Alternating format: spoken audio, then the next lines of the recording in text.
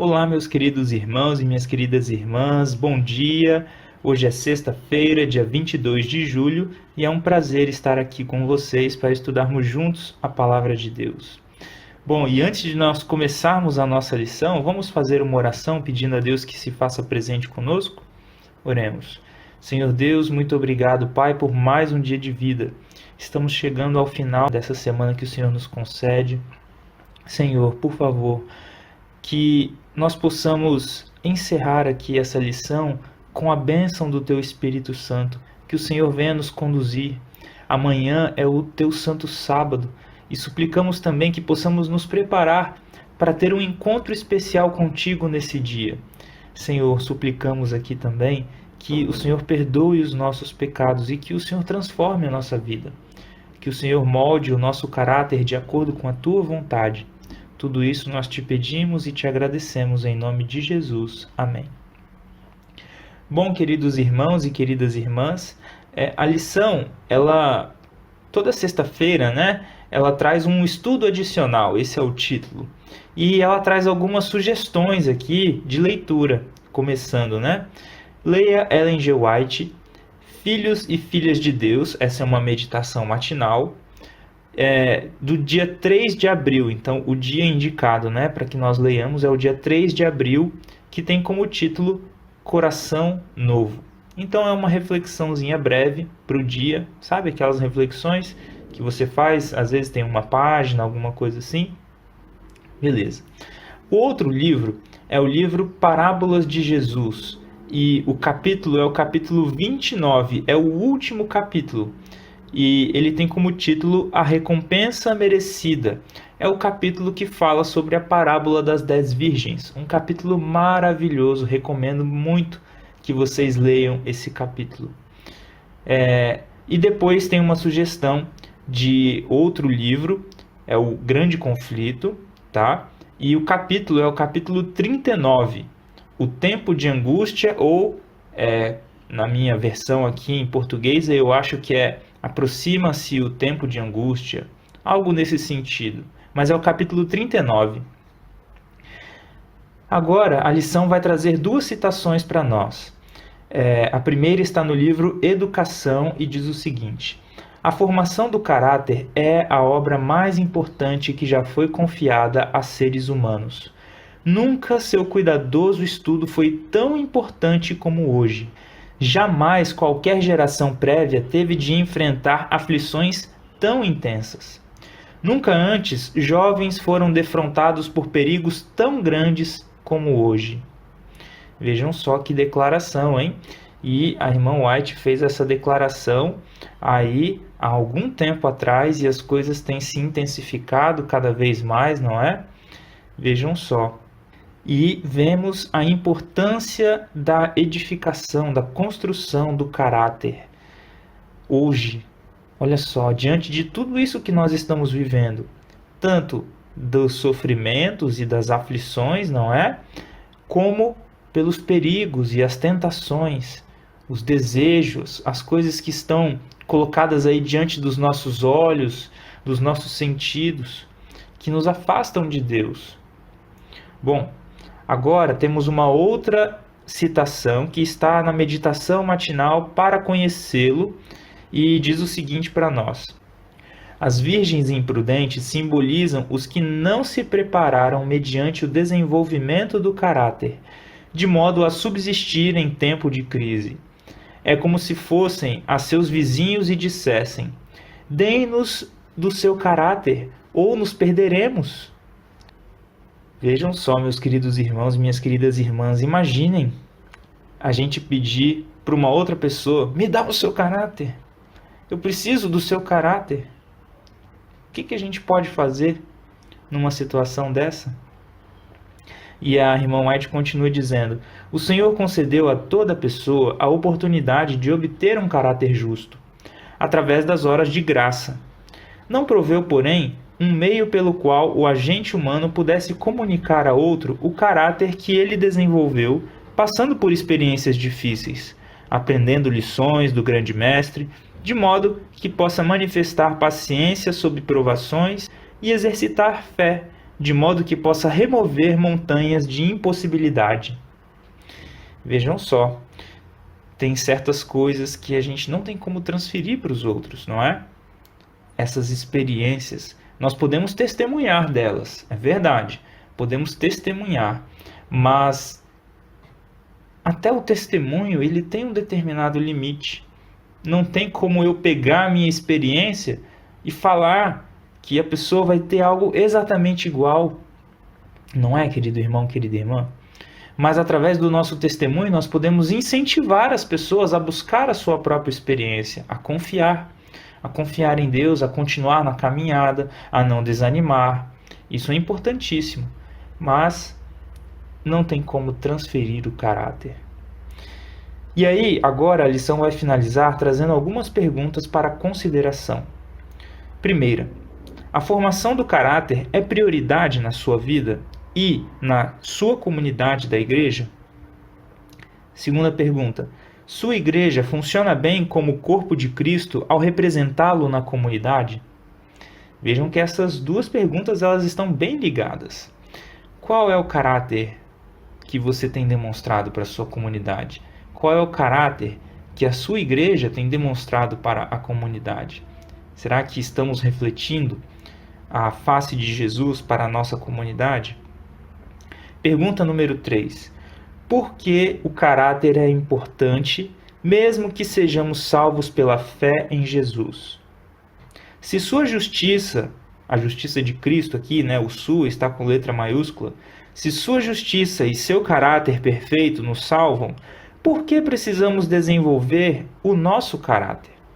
Então, se a justiça de Jesus e o caráter de Cristo nos salvam, por que precisamos desenvolver o nosso? Para responder essa pergunta, eu gostaria de ler com vocês 2 textos da Palavra de Deus. O primeiro deles está em Romanos, capítulo 6. Então, está aí no Novo Testamento, Romanos, capítulo 6, do verso 1 até o 6. Que diremos, pois? Permaneceremos no pecado para que seja a graça mais abundante? De modo nenhum. Como viveremos ainda no pecado, nós, os que para ele morremos? Ou, porventura, ignorais que todos nós que fomos batizados em Cristo Jesus, fomos batizados na sua morte? Fomos, pois, sepultados com ele na morte pelo batismo, para que, como Cristo foi ressuscitado dentre os mortos pela glória do Pai, assim também andemos nós em novidade de vida. Porque se fomos unidos com ele na semelhança da sua morte, certamente o seremos também na semelhança da sua ressurreição. Sabendo isto, que foi crucificado com ele o nosso velho homem, para que o corpo do pecado seja destruído, e não sirvamos o pecado como escravos. Queridos irmãos e queridas irmãs, a obra de edificação do caráter cristão está intimamente relacionada com as escolhas que nós fazemos. Nós escolhemos Jesus como nosso Senhor e Salvador e escolhemos morrer para a nossa velha vida? Sim. Então, por que nós vamos continuar fazendo as mesmas coisas? Por que vamos continuar nutrindo os mesmos traços de caráter, os mesmos desejos? E outra coisa aqui, o pecado é algo que escraviza. Portanto, precisamos o quê? Viver de maneira nova. Não pensando que somos escravos do pecado, não servindo ao pecado mais como escravos, não nos conformando com determinados sentimentos, atitudes. Agora eu gostaria de ler com vocês um outro texto que também está no Novo Testamento. Primeira Epístola de João, lá no finalzinho, perto do Apocalipse, Primeira Epístola de João, capítulo 1, a partir do verso 5. Vejam só. Ora, a mensagem que, da parte dele, temos ouvido e vos anunciamos é esta, que Deus é luz e não há nele treva nenhuma. Se dissermos que mantemos comunhão com ele e andarmos nas trevas, mentimos e não praticamos a verdade. Vocês conseguem enxergar a questão do caráter aqui? Vou ler novamente. Se dissermos que mantemos comunhão com ele e andarmos nas trevas, mentimos e não praticamos a verdade. E João continua. Se, porém, andarmos na luz, Como Ele está na luz, mantemos comunhão uns com os outros, e o sangue de Jesus, seu Filho, nos purifica de todo pecado. Olha só como nós somos purificados aqui. E somos purificados no nosso caráter, querido irmão, querida irmã. Verso 8: Se dissermos que não temos pecado nenhum, a nós mesmos nos enganamos, e a verdade não está em nós. Se confessarmos os nossos pecados, Ele é fiel e justo para nos perdoar os pecados e nos purificar de toda injustiça. Então Jesus, Ele quer perdoar os nossos pecados, mas Ele também quer nos purificar. Vocês conseguem perceber isso?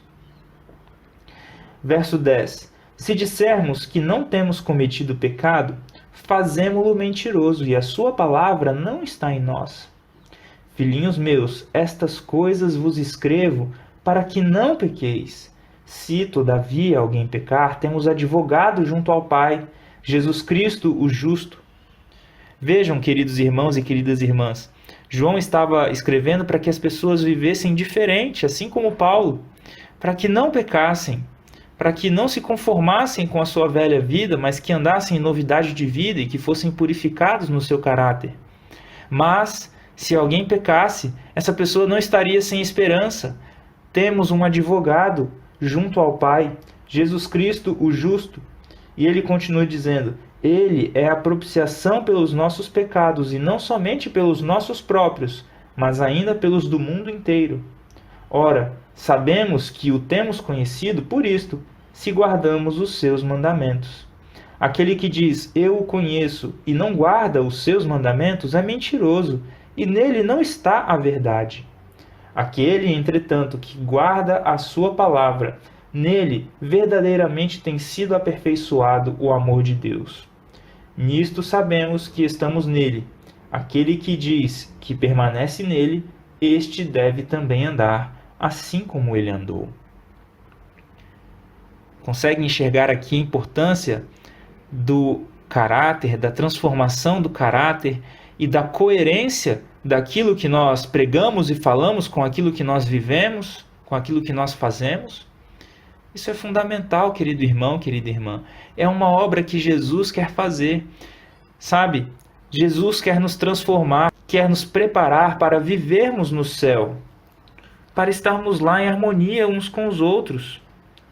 Como será, querido irmão, querida irmã, lá no céu, se o nosso caráter não for transformado aqui, nesse tempo de oportunidade que nós recebemos? Bom, vamos aqui para a última pergunta. Helen Keller, que era surda e cega desde a infância, escreveu: o caráter não pode ser desenvolvido na tranquilidade. Somente através de sofrimentos a alma é fortalecida, a visão clareada, a ambição inspirada e o sucesso alcançado. Ela escreveu isso no livro chamado Leadership, Liderança, volume 17. Qual é a relação entre o caráter, sofrimento e o conflito? Essa é a última pergunta. Vocês conseguem se lembrar aí qual é a relação entre caráter, sofrimento e o conflito? Muitas vezes, queridos irmãos e queridas irmãs, entramos em conflito com os nossos desejos e aquilo que a palavra de Deus nos diz. Passamos por sofrimento, mas precisamos lembrar que Deus está querendo transformar o nosso caráter.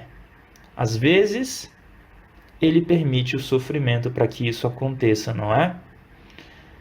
Nem sempre o sofrimento que vem sobre nós é para a transformação do nosso caráter. Nós já vimos que existem sofrimentos que nós passamos nessa vida porque Satanás, ele vem, ele tenta nos destruir.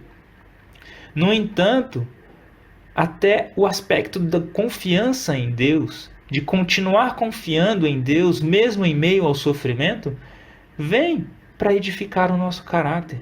Contribui, o nosso caráter sai mais forte, a nossa fé sai mais forte, com a graça de Jesus nos dando forças para continuar. Que nós possamos nos lembrar disso. Um grande abraço, tenham um feliz sábado, e até a próxima, se assim Deus nos permitir.